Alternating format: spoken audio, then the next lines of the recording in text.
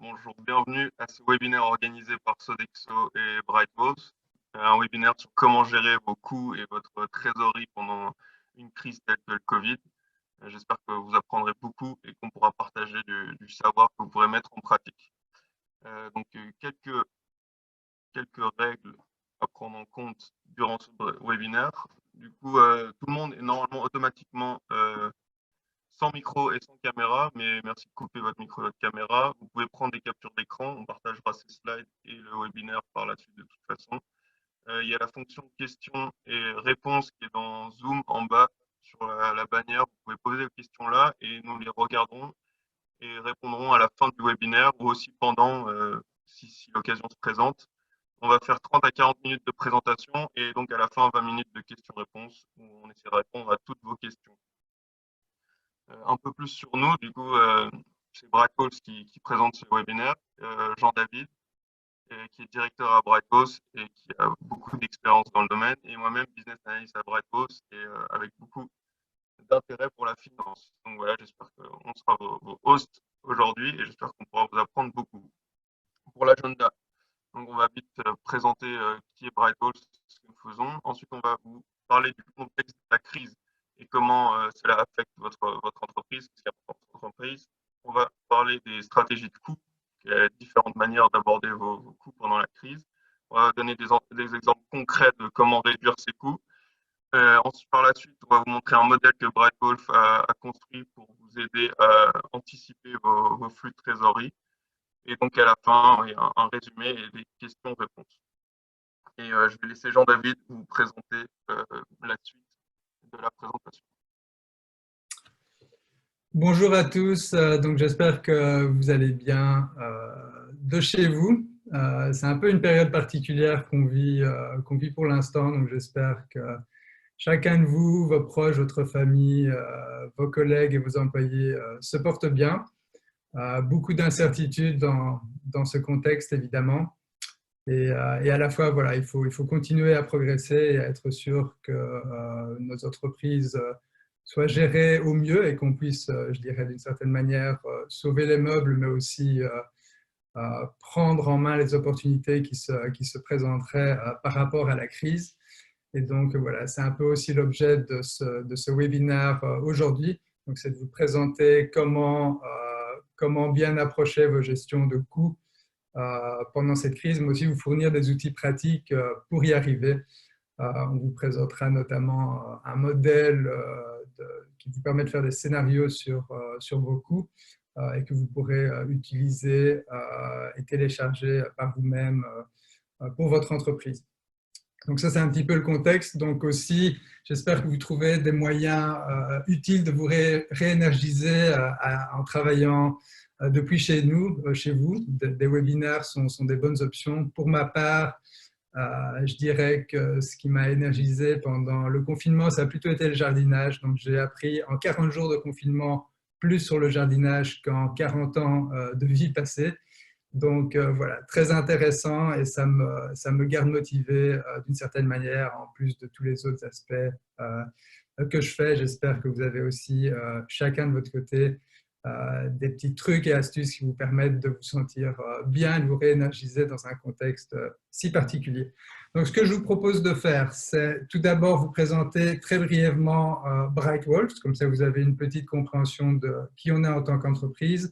Je me présenterai ensuite brièvement également, comme ça vous savez qui est la personne qui vous parle à l'autre bout de l'écran, et ensuite on rentrera dans le vif du sujet.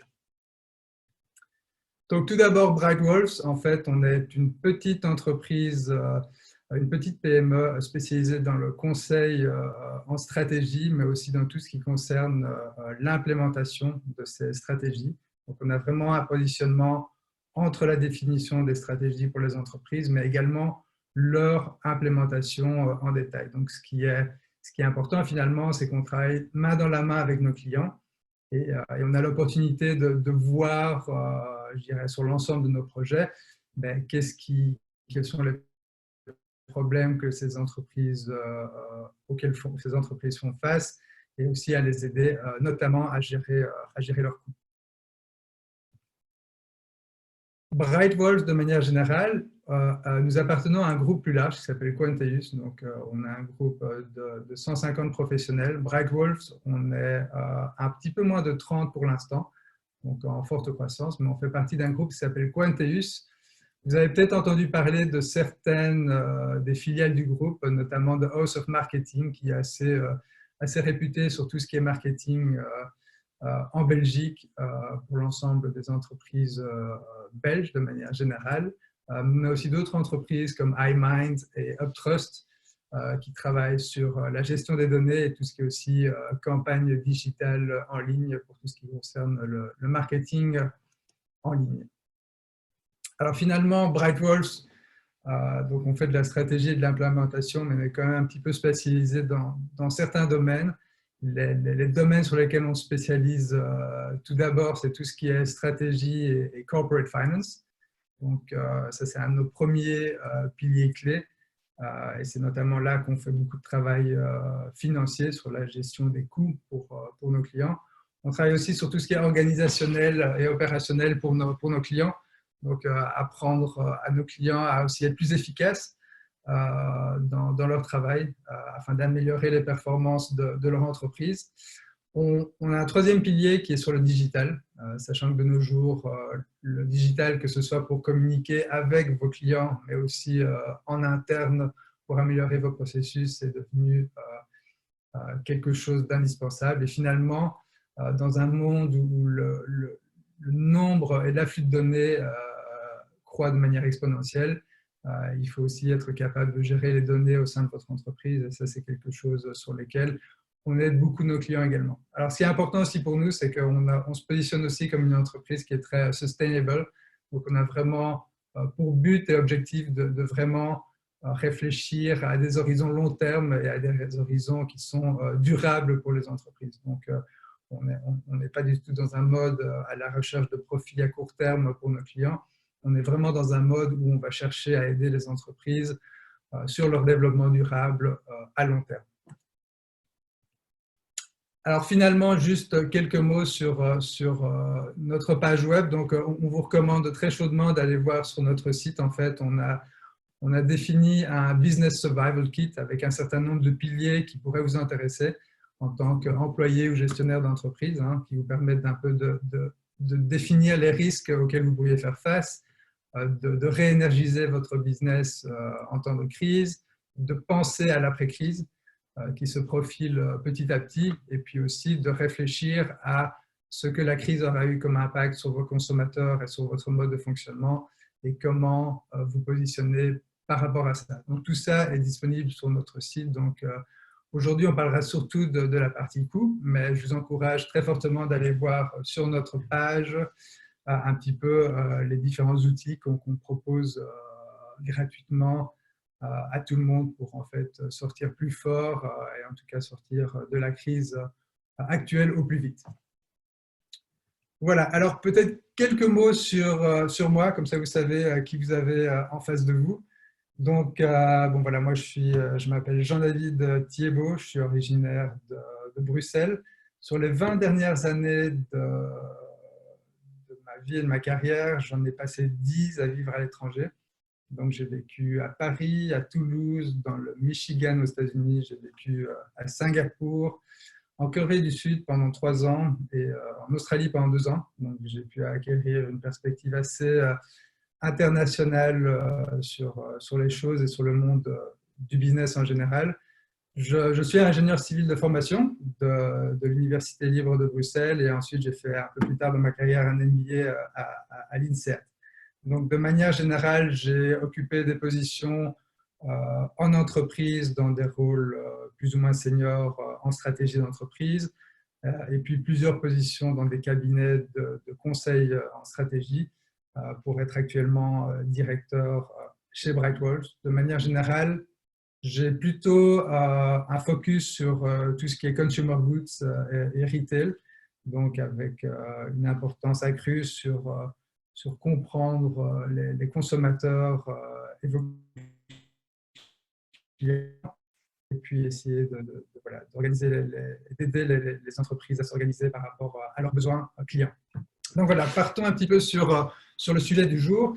Alors évidemment, tout ça se passe parce que nous faisons face à une crise sans précédent. Alors, je ne vais clairement pas m'improviser comme expert sur la crise du Covid-19. Je pense qu'il y a des articles à profusion sur le sujet. Je pense que tout le monde commence à avoir eu d'une certaine manière sa dose par rapport à ça, même si ça reste très préoccupant.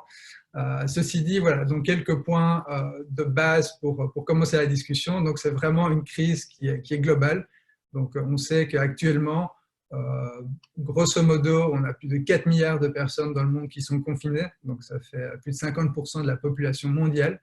Donc, c'est vraiment quelque chose d'unique dans l'histoire de l'humanité. Évidemment, cette crise sanitaire qui fait beaucoup d'impact et qui a évidemment fait beaucoup de décès a aussi un impact énorme sur l'économie actuelle. Donc, des secteurs sont plus touchés que d'autres. Donc, on voit très clairement que des secteurs comme le retail, les compagnies aériennes ou le tourisme en général ont été extrêmement impactés par la crise. Donc, tout ça va laisser des traces par après. Et finalement, il faut aussi que nous puissions gérer l'aspect incertain de la crise actuelle. C'est-à-dire que voilà, personne ne sait exactement combien de temps cette crise va durer. Donc, tout le monde définit des scénarios différents, certains plus optimistes que d'autres. Donc, il va falloir aussi pouvoir naviguer et gérer vos entreprises dans un contexte où eh bien, on ne sait pas trop quand tout ceci va se terminer. Et donc, une gestion saine et organisée de vos coûts va en fait être essentielle pour pouvoir passer au travers des prochains 6, 9, 12 mois qui seront sans doute assez difficiles. Donc, on n'a pas vraiment d'impact ou d'influence sur la crise actuelle, dans le sens où ben voilà, le coronavirus est là, et on ne sait pas y faire grand-chose en tant que tel, et nos autorités travaillent à trouver une solution et à nous faire sortir de cette situation un peu particulière. Ceci dit, on peut contrôler la façon dont on réagit à tout ça. Et alors, je dirais que la meilleure approche pour nous, ça a été de regarder un tout petit peu comment les entreprises avaient réagi au cours des crises précédentes. Donc, si on regarde un tout petit peu les deux grosses crises précédentes auxquelles l'économie a fait face, on a d'une part la bulle Internet des années 2000 et peu après, et ensuite on a eu la crise financière des subprimes de 2008, qui est encore assez récente, je pense, dans l'esprit de tout le monde. Et là, on peut voir que, en tout cas, si on regarde l'ensemble des entreprises qui étaient listées sur les places boursières dans le monde, eh bien, les études de Harvard montrent que 20% de ces entreprises, finalement, ont fait faillite ou ont dû s'arrêter. Pour 70% de ces entreprises, de manière générale, ça a été plutôt un statu quo. Donc, effectivement, il y a eu des moments difficiles, mais après, elles sont ressorties plus ou moins dans le même état dans lequel elles étaient avant. Mais on voit aussi qu'il y a 10% des entreprises qui, en fait, ont grandi, ont fleuri à la suite de ces crises. Et donc, finalement, ce qu'on se dit, c'est que suivant la façon dont on réagit, on peut aussi voir des opportunités ou en tout cas limiter la casse par rapport à la crise actuelle que l'on vit. Donc, voilà, pour réfléchir à la gestion de vos coûts, de manière générale, de façon tout à fait purement structurelle, vous avez deux options. Soit vous essayez de protéger vos revenus ou de les augmenter, même en temps de crise, soit vous décidez de réduire ou de gérer vos coûts de manière très précautionneuse afin de gérer vos liquidités et vos profits pour votre année 2020. Donc aujourd'hui, toute la partie top line sur l'augmentation de vos revenus ou la protection de vos revenus, on ne va pas trop couvrir ça, mais par contre, je vous conseille d'aller faire un tour sur notre site web par rapport à ça. Il y a des bons exemples, notamment le fait qu'il faut essayer de garder vos clients actuels, donc garder le contact avec vos clients actuels est quelque chose d'extrêmement important. quitte à offrir des services qui vous coûtent pas grand-chose. Donc, je prendrai comme exemple des Proximus ou des VOO qui offrent en général à leurs utilisateurs des packs supplémentaires sans coût additionnel pour les utilisateurs. Et c'est quelque chose qui est, en fait, qui est assez malin parce que finalement, ça permet aux utilisateurs d'être contents d'avoir des services en plus et de les tester, quitte à payer pour ces services plus tard. Mais c'est aussi une façon pour Proximus et vous de ne pas perdre des clients. Sachant qu'acquérir des nouveaux clients, on le sait, c'est très, très, très coûteux. Et donc, dans un contexte actuel où beaucoup de gens veulent, d'un point de vue personnel et familial, aussi maintenir leurs coûts sous contrôle, eh bien, pouvoir garder vos clients et éviter qu'ils résilient leur abonnement est quelque chose d'essentiel. Donc ça, c'est sur la partie revenus, c'est un exemple parmi beaucoup. Un autre exemple, c'est cette possibilité de vendre, de vous orienter sur de la vente en ligne. Il y a beaucoup d'outils qui le permettent aujourd'hui. Et c'est une autre façon aussi de s'orienter en des temps de crise actuelle, surtout pour l'ensemble, par exemple, du retail, où les magasins sont fermés et où il y a peu d'autres alternatives que la vente digitale. Donc voilà, maintenant on va se réorienter un petit peu sur le focus d'aujourd'hui, qui est vraiment sur la gestion de vos coûts. Alors, il y a plusieurs stratégies pour aborder vos coûts. Je dirais, si vous attendez aujourd'hui de sortir de ce webinaire avec, je dirais, les outils exacts dont vous avez besoin pour gérer votre entreprise, je pense que vous risquez d'être déçu. Simplement parce que toutes les entreprises, chaque entreprise a une taille différente et donc ce genre de choses varie de la taille de l'entreprise, mais aussi varie du secteur dans lequel vous vous trouvez et puis je dirais, des spécificités de chacune des entreprises qui existent en Belgique. Ceci dit, l'approche pour réduire vos coûts, elle peut être différente d'une personne à l'autre et avoir une bonne approche pour réduire vos coûts va vous permettre d'arriver à vos objectifs le mieux possible. Et c'est un petit peu ça qu'on va essayer de vous présenter aussi au travers de ce webinaire, c'est vraiment quelle est l'approche qui fait le plus de sens et quels sont les éléments clés et comment réfléchir à vos zones de coûts pour utiliser votre temps au mieux et aussi prioriser vos actions le mieux possible. Donc, quand on réfléchit aux stratégies de coûts, il y a vraiment quatre types de réactions qu'on voit au sein des entreprises.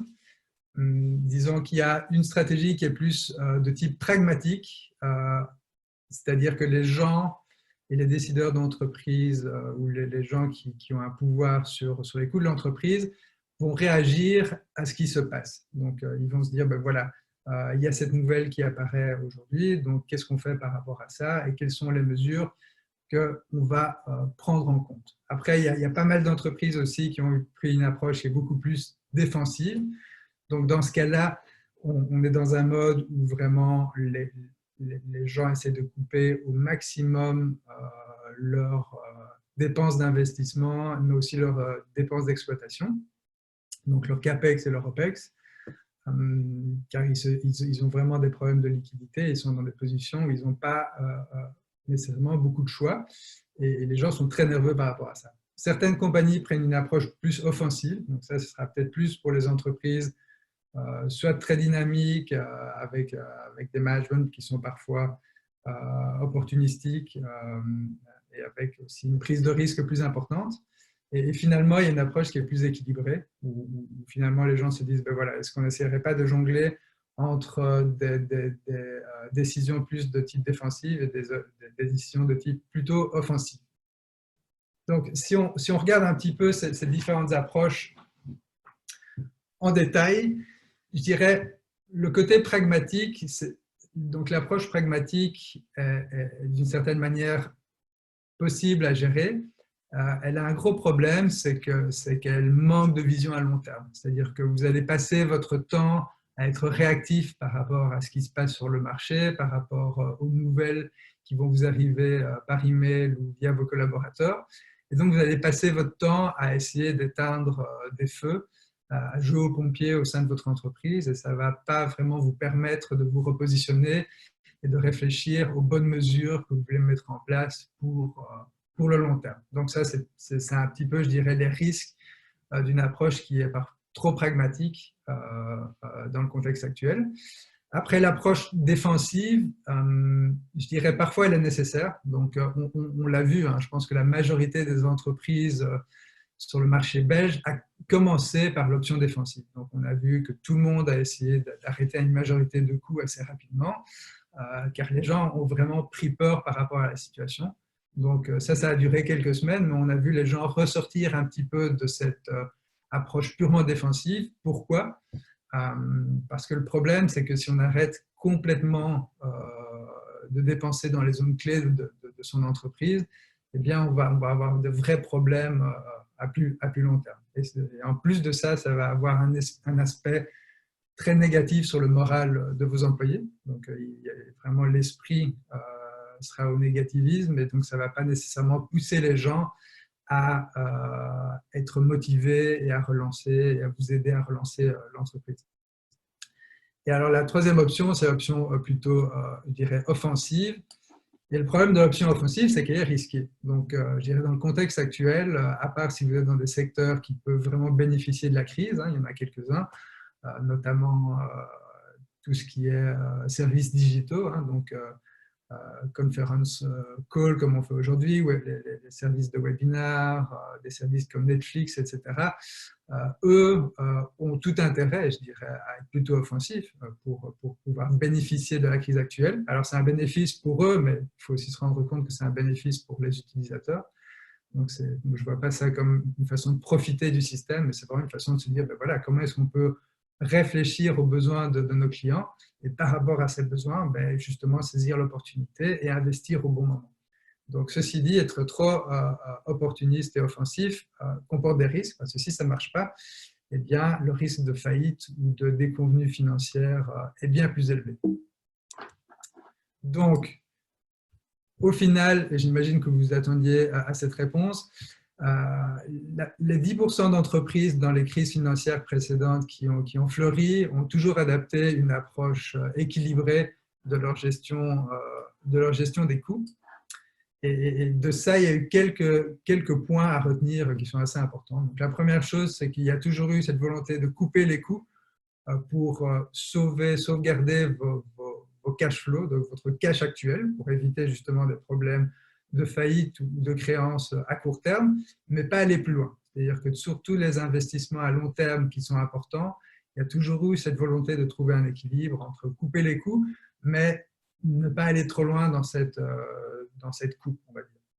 Ensuite, toujours de se focaliser sur je dirais, l'excellence opérationnelle et pas du tout sur des licenciements de votre personnel. Alors effectivement, votre personnel vous coûte peut-être beaucoup d'argent dans votre entreprise, et effectivement c'est une réflexion à avoir, mais ça s'avère souvent être une mauvaise réaction, parce qu'à partir du moment où vous allez devoir réengager des gens, ça va vous prendre beaucoup de temps, vous aurez perdu beaucoup de connaissances au passage, et en plus, je dirais, la motivation de votre personnel, même celui qui est resté, aura été, je dirais, écorché par ces licenciements à petite échelle ou à large échelle. Donc ensuite, l'autre élément clé, c'est vraiment un aspect stratégique d'investissement.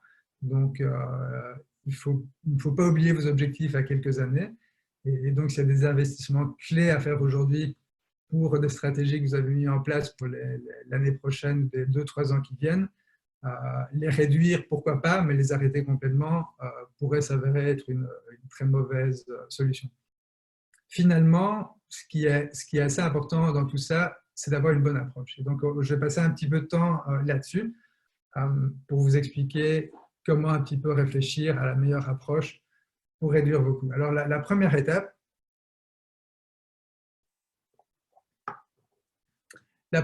c'est vraiment d'être structuré dans l'identification des coûts que vous voulez réduire et vous poser la question si ce sont vraiment des coûts qui sont à réduire et qui présentent peu de risques pour aussi votre profitabilité à long terme. Donc ici, s'il y a un des deux slides, je reviendrai sur le deuxième, mais s'il y a un des deux slides, je pense que vous voulez photographier pendant ce webinaire ou en tout cas retenir, celui-ci est l'un des deux. parce qu'il montre bien en fait le compromis à trouver entre les savings, donc les économies de coûts que vous pouvez faire à court terme, et ça c'est votre axe vertical sur ce schéma, et aussi le risque par contre que ces coupes de coûts peuvent présenter pour votre croissance et votre profitabilité à long terme. Et ça c'est votre axe X sur horizontal sur cette page. Donc ce que vous voyez finalement, c'est qu'il faut mieux réfléchir et aborder les coûts qui se trouvent en haut à gauche plutôt que ceux qui se trouvent en bas à droite. Donc, je dirais, les éléments clés à actionner dans le court terme et qui sont sans doute des moves, des actions qui vous n'aurez pas de regrets, c'est tout ce qui concerne l'utilisation des aides gouvernementales et régionales. Donc ça, c'est un point important. Il y a toute la logique de renégocier vos contrats avec vos fournisseurs. Et finalement, il y a toute la logique de repousser un certain nombre de coûts, donc defer costs, qui sont vraiment normalement des options qui présentent peu de risques pour l'entreprise, à la fois dans le court terme et dans le long terme. Après, il y a un certain nombre d'autres mesures, parfois où vous êtes obligé de travailler. Et de nouveau, ça va dépendre d'une entreprise à l'autre, mais qui deviennent plus risquées pour votre profitabilité à long terme. Par exemple, prenons l'excellence opérationnelle. Donc, typiquement, elle ne va pas vous obtenir de résultats dans le très court terme, parce que ça met du temps à mettre en place quand même. Donc, c'est quelque chose qui est bien pour votre entreprise, mais ça ne va pas vous permettre nécessairement à sauver beaucoup d'argent dans le court terme. Ensuite, vous pouvez aussi travailler sur vos inventaires. De nouveau, il y a un risque à réduire trop vos inventaires dans le long terme et les réductions de coûts dans le court terme sont, je dirais, mitigées. Donc, ça, c'est quand même à garder à l'esprit. Et puis, vous pourriez aussi décider de diminuer vos dépenses d'investissement, donc Stop CapEx Project, donc les dépenses d'investissement. De nouveau, oui, ça va être de l'argent sauvé à court terme. Si c'est nécessaire, il faut le faire. Mais par contre, vous prenez des risques sur votre positionnement et votre croissance à long terme. Alors, les éléments où j'essaierai de rester le plus loin possible, en premier, c'est donc les licenciements. Donc, à éviter au maximum, je pense, bon, d'un point de vue humain, ça va de sens. Mais aussi pour votre entreprise, ça va rendre les choses très compliquées après. Vous allez perdre de l'expertise, ça va vous prendre du temps pour réengager des gens. C'est clairement une option à considérer en dernier lieu. Arrêter votre marketing, c'est aussi quelque chose qui est risqué. Donc, c'est un coup facile à arrêter, mais ça reste que risqué. Donc, ça va si vous coupez complètement le contact avec vos clients, que ce soit vos clients existants ou vos prospects, c'est quelque chose qui met du temps. Il y a une vraie inertie à remettre ce genre de choses-là en marche. Et finalement, pour les gens qui sont dans des business ou dans des opérations où il y a des machines, où il y a de la maintenance qui est impliquée, alors il faut faire vraiment très attention à arrêter la maintenance ou à la diminuer parce que je veux dire, les risques de panne vont augmenter de manière exponentielle après ça, par exemple, ou les risques simplement d'accident. Et clairement, c'est en général un mauvais calcul. Alors ensuite, effectivement, il faut pouvoir simuler et préparer ces mesures. Donc, de manière générale, je pense que un conseil que j'ai à vous donner, c'est qu'il y a une expression en anglais qui dit « hope for the best, but plan for the worst ». En gros, toujours espérer pour le meilleur, mais planifier pour le pire. Et c'est vraiment cette logique-là que nous vous conseillons dessus. C'est-à-dire faire un modèle financier, faire après plusieurs scénarios. Qu'est-ce qui est un bon scénario, un scénario normal et un scénario très pessimiste. Et ensuite, identifier pour chacun de ces scénarios où vous vous situez au niveau de vos coûts et puis définir les mesures que vous allez prendre en conséquence. Donc, il y a beaucoup d'entreprises qui définissent par exemple leur scénario positif comme une sortie de la crise, je dirais, courant juin, un scénario réaliste qui est plutôt vers la fin de l'été et un scénario pessimiste qui est plutôt vers la fin de l'année. Mais après, c'est à vous de gérer les différents paramètres. Je dirais ce qui est très important. Par exemple, il y a des paramètres importants, c'est par exemple sur le chômage temporaire. Pour l'instant, il a lieu que jusque fin mai. Donc, il y a beaucoup de gens qui disent oui, mais l'État le prolongera si c'est nécessaire. On ne sait pas. Donc, c'est quand même un point très important sur votre gestion des coûts, de savoir si ce chômage temporaire va être prolongé ou pas sur le marché. Et donc, avoir des scénarios qui permettent de prendre ça en compte, par exemple, est extrêmement crucial pour ne pas être pris au dépourvu le jour où ce genre d'information est partagée ou officialisée, que ce soit positif ou pas. Donc, si c'est positif, tant mieux. Mais si la nouvelle est plutôt négative, au moins vous serez préparé à y faire face. Alors, quelques exemples de comment vous pouvez réduire vos coûts. Donc, l'idée ici n'est pas d'aller dans les détails, vous verrez dans la présentation, il y a des liens vers les sites officiels. Cette information a tendance aussi à changer au jour le jour. Donc, le but ici n'est pas de se positionner nécessairement comme expert, ce n'est pas la Bible, je dirais, à suivre pour réduire vos coûts, mais c'est juste pour donner une idée de quelques éléments qui sont disponibles pour vous afin de gérer vos coûts dans votre entreprise. Donc, tout d'abord, il y a tout ce qui est aide de l'État. Et je pense que là, il y a plusieurs choses. Donc, il y a des primes qui sont versées pour certains secteurs qui sont fort touchés. Ça dépend aussi d'une région à l'autre dans le pays, et ça dépend d'un secteur à l'autre. Je pense que l'élément clé ici, c'est vraiment la notion de chômage temporaire. Et je peux vous dire qu'ayant vécu dans beaucoup de pays différents, je crois qu'il faut vraiment se rendre compte aussi de la chance qu'on a et du système qu'on a ici en Belgique. C'est-à-dire qu'il y a pas mal de pays où simplement ce genre de choses ne sont pas proposées aux entreprises ni aux gens. Et donc, ça rend le confinement extrêmement compliqué d'un point de vue économique. En Belgique, on a cet accès au chômage temporaire. Alors, quelques points sur le chômage temporaire, je pense qu'il faut bien retenir, c'est que c'est extrêmement flexible comme système. C'est-à-dire que vous pouvez mettre quelqu'un au chômage temporaire et le retirer du chômage temporaire au jour le jour. Donc, si vous voulez avoir quelqu'un qui travaille aujourd'hui et demain, puis qui après-demain au chômage temporaire et puis revient sur payroll, c'est quelque chose de tout à fait faisable. Et donc, il y a une vraie flexibilité dans le système qui est vraiment très pratique et qui vous permet de continuer à développer votre entreprise tout en gérant vos coûts de manière efficace. Après, il y a aussi cette possibilité de rajouter un montant pour vos employés en chômage temporaire au-dessus du montant offert par le chômage temporaire, question que la différence entre le salaire net de vos employés et ce qu'ils reçoivent comme chômage temporaire soit assez minimum. Donc ça, c'est aussi une flexibilité que vous avez en tant qu'employeur ou en tant que ressources humaines, et effectivement, ça permet effectivement de rendre ce passage au chômage temporaire plus, je dirais, alors c'est jamais quelque chose de facile, mais c'est quelque chose de plus gérable pour l'ensemble des gens qui y sont soumis. Finalement, sur ce point-là, c'est aussi assez intéressant de voir que pour l'instant, le chômage temporaire est uniquement dû à tout ce qui est force majeure. Donc pour l'instant, force majeure est le cas qui a été défini. Et ça veut dire que les gens qui sont par exemple en période de stage ont quand même droit au chômage temporaire.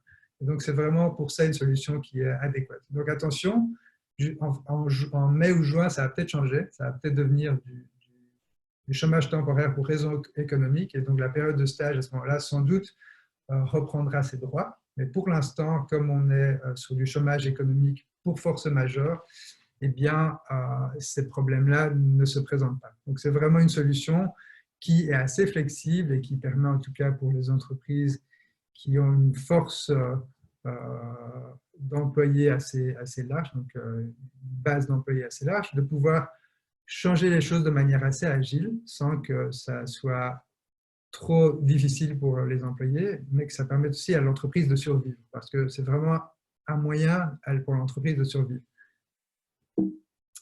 Ensuite, il y a quelques exemples de paiements qu'on peut reporter, donc je ne vais pas passer trop de temps là-dessus. Je vois que l'heure avance également et j'aimerais laisser du temps à Arthur pour passer sur le modèle, mais gardez en tête que pour tout ce qui est déclaration TVA et aussi imposition des sociétés, il y a des reports qui ont été mis en place, typiquement jusqu'au fin avril, ce sera peut-être prolongé. Donc, n'hésitez pas de bénéficier de ce genre d'aide. Pour tout ce qui est dette et crédit, c'est pareil. Je dirais qu'il y a deux choses qui sont importantes. D'une part, il y a des garanties qui ont été offertes par, je dirais, le secteur public sous forme de prêts bancaires. Et d'autre part, on voit aussi qu'il y a des reports qui sont possibles pour tout ce qui est crédit pour les entreprises, mais aussi pour les particuliers dans certains cas bien spécifiques. Donc, je vous conseille de regarder ces pages plus en détail. Vous verrez qu'il y a sur la droite de vos pages les liens pour avoir le détail exact et la source précise de toutes ces informations et l'éligibilité. Donc, et de nouveau, la liste n'est pas exhaustive, donc il y a sans doute pour chaque entreprise des opportunités spécifiques auxquelles vous devriez prêter attention. Alors finalement, pareil, pour les gens qui sont indépendants, les deux éléments clés, c'est le droit passerelle et la possibilité d'avoir une exonération des cotisations sociales. Donc, gardez ça à l'esprit, ça fait partie de ces éléments qui permettent aux gens de passer un petit peu mieux au travers de la crise actuelle. Alors, un autre élément, et là je vais passer un tout petit peu de temps dessus, parce que je pense que c'est un élément qui est important, c'est que c'est vraiment le meilleur moment que vous pouvez trouver pour renégocier vos contrats avec vos fournisseurs. Vous avez une excuse toute trouvée pour aller vers eux. Et je dirais, alors le mot vient pas vers moi, mais j'ai lu dans la presse donc de définir un coronaccord, donc un nouvel accord en temps de coronavirus, qui sera, je dirais, bénéfique pour vous, mais aussi pour vos fournisseurs. Alors, quelques règles, alors je pourrais passer des heures à vous parler à comment renégocier vos contrats. Quelques règles et quelques points à garder à l'esprit. La première règle, c'est qu'une bonne renégociation, mais ça se prépare, et donc ça prend du temps. Donc réfléchissez et prioritisez quelle négociation et quel fournisseur vous voulez appeler, et aussi réfléchissez si dans votre force d'employés actuellement, mais il n'y a pas des gens qui ont un peu moins de travail à cause de la situation actuelle et qui voudraient vous aider à préparer ces négociations ou même à faire ces négociations pour votre entreprise. Donc ça, c'est un premier point. Ensuite, pour tout ce qui est négociation, donc tout est renégociable. Donc n'imaginez pas qu'aucun contrat n'est fixé. Vous pouvez aller renégocier n'importe quel contrat. Allez-y toujours avec un esprit gagnant-gagnant, donc win-win, surtout si c'est des fournisseurs avec qui vous avez une relation à long terme, sachant que si vous endommagez votre relation avec votre fournisseur, eh bien, ça peut avoir des impacts très négatifs sur le long terme. Par contre, si vous avez des fournisseurs que vous utilisez qu'à court terme, de manière générale, vous avez des alternatives crédibles sur le marché, eh bien, ça vous permet d'être un petit peu plus dur dans votre négociation, sachant que vous avez une alternative crédible qui existe potentiellement, et vous n'avez peut-être un peu moins besoin de garder ce relationnel avec ce fournisseur actuel si de toute façon, c'était un fournisseur que vous aviez prévu d'avoir que dans le court terme. Alors, un autre point, c'est aussi toujours de réfléchir d'un point de vue coût variable pour votre fournisseur.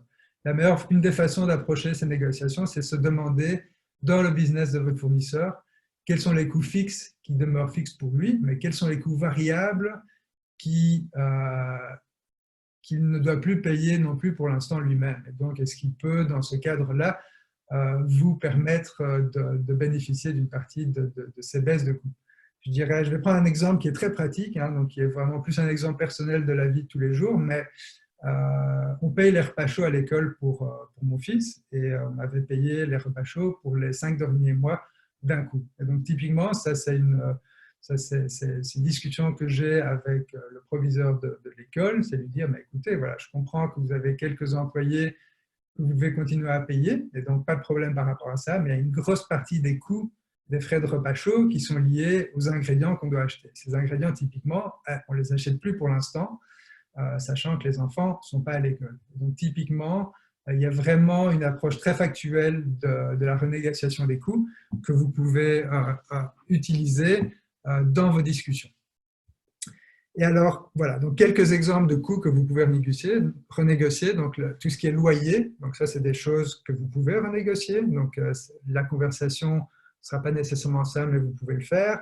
Vos assurances, vos contrats de leasing pour vos voitures ou pour d'autres biens que vous avez en entreprise, les abonnements télécom, les services de nettoyage pour vos bureaux, etc.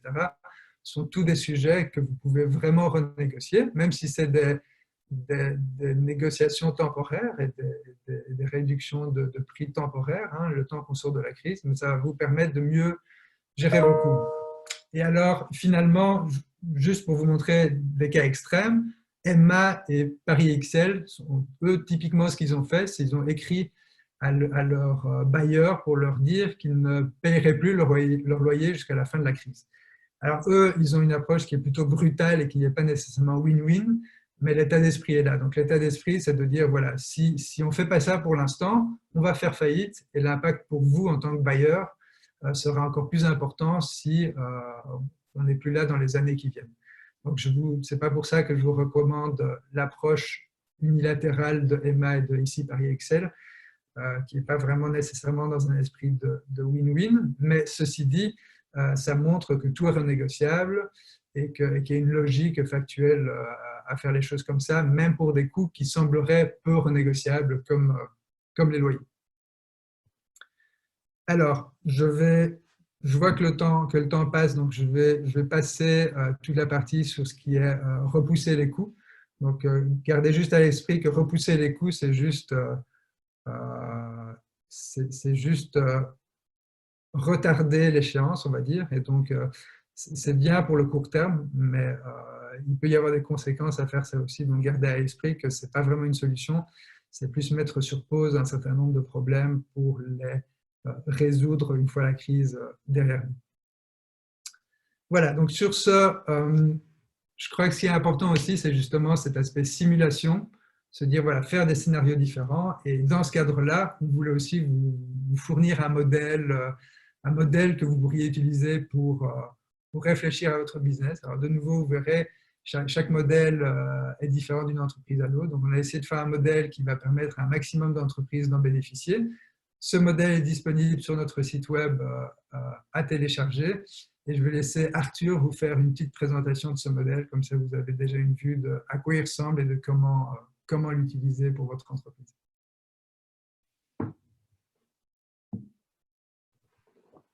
Merci beaucoup, Jean-David. Donc voilà, je pense que tout le monde peut m'entendre et me voir. Donc je vais vous faire une petite simulation de ce modèle. Donc, comme vient de le décrire Jean-David, le but de ce modèle est de pouvoir simuler les différents scénarios dont on parlait et de pouvoir anticiper les coûts et les besoins en cash de votre entreprise.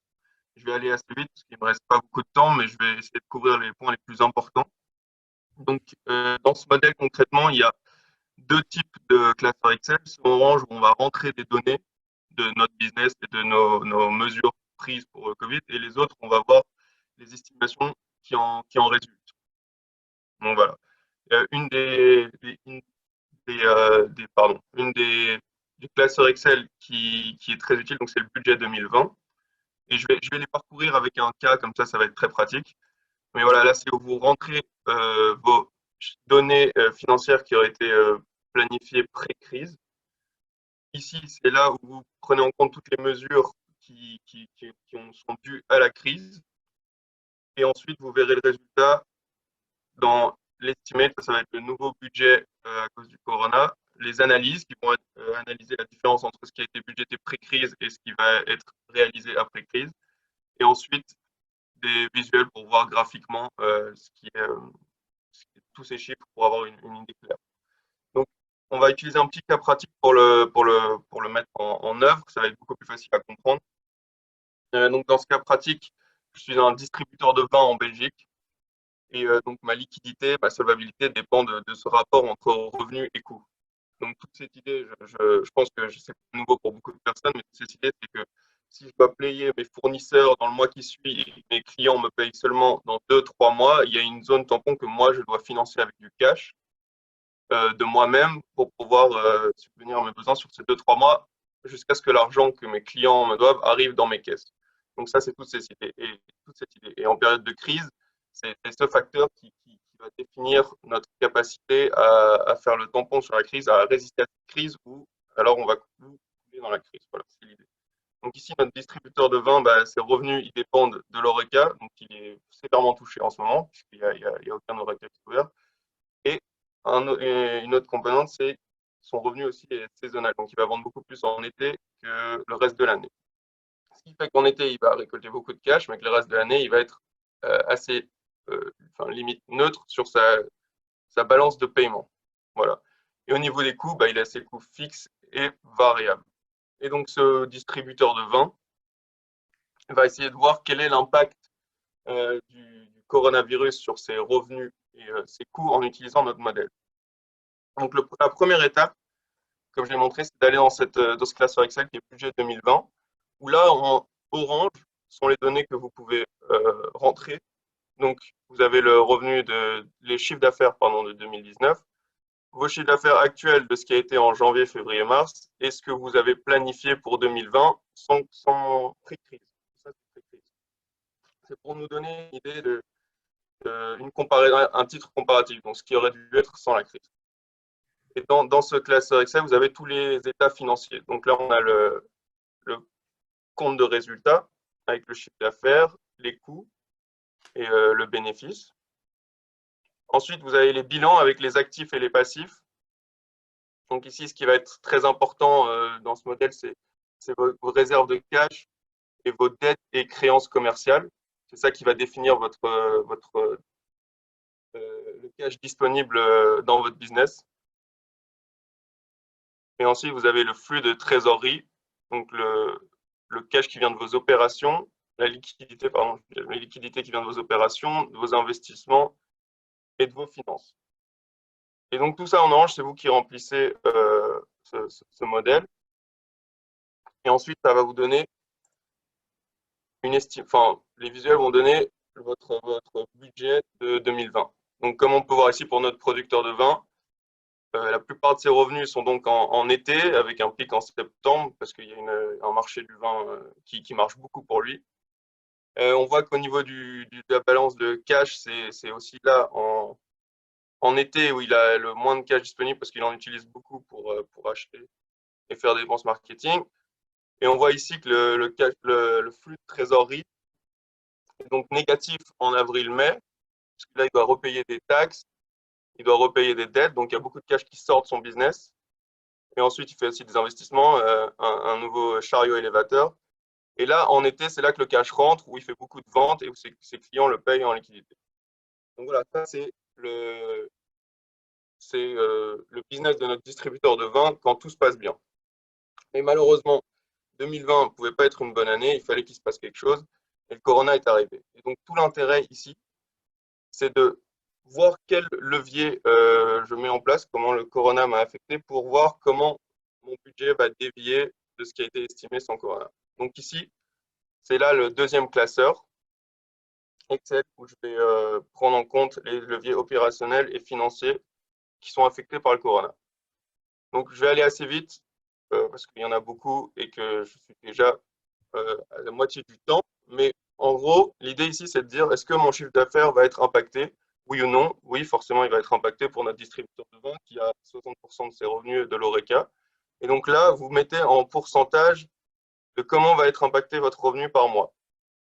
Ici, on voit qu'il espère que ça ira mieux en septembre, et c'est son scénario. Là, c'est l'idée que Jean-David disait, qu'il faut avoir plusieurs scénarios. Donc, vous pouvez faire cet exercice avec plusieurs scénarios en tête, trois classes en tête. Est-ce que mes coûts vont être impactés?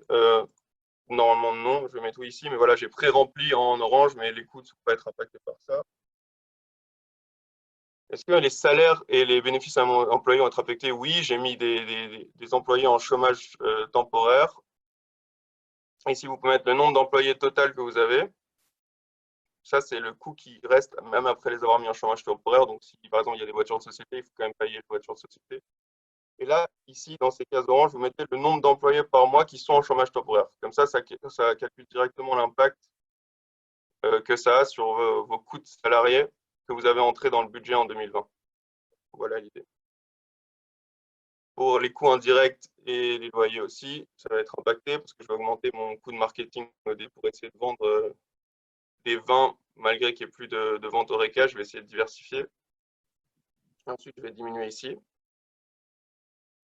Les taxes vont être délayées. On a vu qu'il y a eu 2 mois de report de taxes. Donc, je vais dire oui, je les reporte jusqu'en juin. Et là, c'est les créances commerciales qui forcément vont être affectés parce que mes clients, eux aussi, ont la crise qui les impacte. Donc, ils vont mettre plus de temps à payer leurs factures. Comme disait Jean-David, on va négocier. Et là, je peux mettre combien de temps en plus que ce qui est prévu d'habitude dans le contrat, ils vont ils vont payer leurs factures. Et donc, l'idée ici, c'est en semaine. Vous avez une semaine, 2 semaines, un mois. Ou si vous êtes très bon négociateur, ils vont payer plus vite, mais ça m'étonnerait beaucoup dans les temps d'aujourd'hui. Et donc ça, vous remplissez ici et ça va tout de suite calculer l'impact que ça a sur votre cash et sur vos revenus. L'inventaire, ici, je vais mettre non. Enfin, voilà. Et là, les dettes créancières aussi, vous allez essayer de négocier, les dettes commerciales, pardon, vous allez essayer de négocier et de les payer le plus tard possible. Donc, retarder d'une semaine en mai, en juin vos factures, par exemple. Il y a d'autres leviers avec lesquels vous pouvez jouer. Ici, il y a les mesures en place par les gouvernements. Vous pouvez voir lesquelles vous avez le droit, lesquelles vous mettez en place. Et voilà, donc tout ça sont des leviers avec lesquels vous pouvez jouer. Essayez d'être le plus réaliste possible. Et une fois que vous avez ça, ça vous donne un visuel, une estimation par rapport à ce qui a été budgété donc en bleu, ce qui aurait dû être pré-crise, et ce qui est actuel en orange. Et donc là, on voit par exemple qu'il y a une chute du revenu qui a été budgété en mai, juin, juillet, août, et qu'en septembre, ça reprend. Par contre, là, je vois que dans ma balance de cash, je vais avoir des problèmes vers la fin d'année où je ne vais pas avoir assez de cash. Et ici, on voit aussi dans le flux de trésorerie qu'il y a beaucoup de cash qui sort en juin, juillet et qui rentre derrière. Et ça, c'est mon bénéfice avant la dépréciation, les intérêts et les taxes. Et on voit que là, il y a un gros trou par rapport à ce qui était budgété. En fait, l'idée de ce modèle, c'est de pouvoir voir ça, établir un scénario et se dire, OK, bah voilà, c'est en avril, mai et juin où je risque d'avoir quand même des gros problèmes et où je vais avoir besoin de faire attention à trouver des sources de cash, donc financières, peut-être je vais avoir besoin de dette, peut-être que j'ai besoin d'emprunter, voilà. Et c'est ça les risques que j'encours avec ce coronavirus et les leviers que j'ai mis dedans. Donc après, les autres tables, voilà, ça c'est vos états financiers avec le corona pris en compte.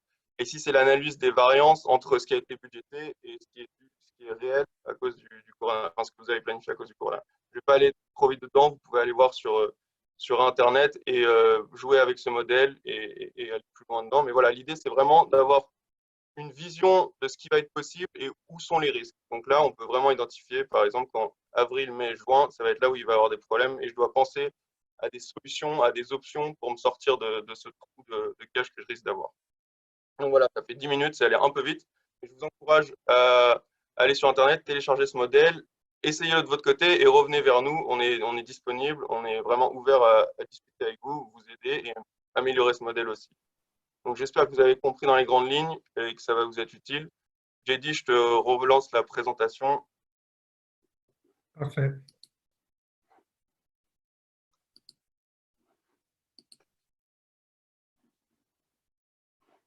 Alors, normalement, voilà. Merci Arthur. Donc, toutes ces infos sont disponibles, comme on a discuté avant, sur notre site web. Et effectivement, ce webinaire sera partagé par après. Donc, le lien au webinaire, le recording ainsi que la présentation seront mis à votre disposition. De manière générale, n'hésitez pas à nous contacter. Je crois que ça, c'est vraiment important. Donc, on est joignable sur LinkedIn, via notre site web, mais aussi vous pouvez nous envoyer un petit email sur notre adresse Brightwolves et ce sera redirigé chez moi et chez Arthur. Donc,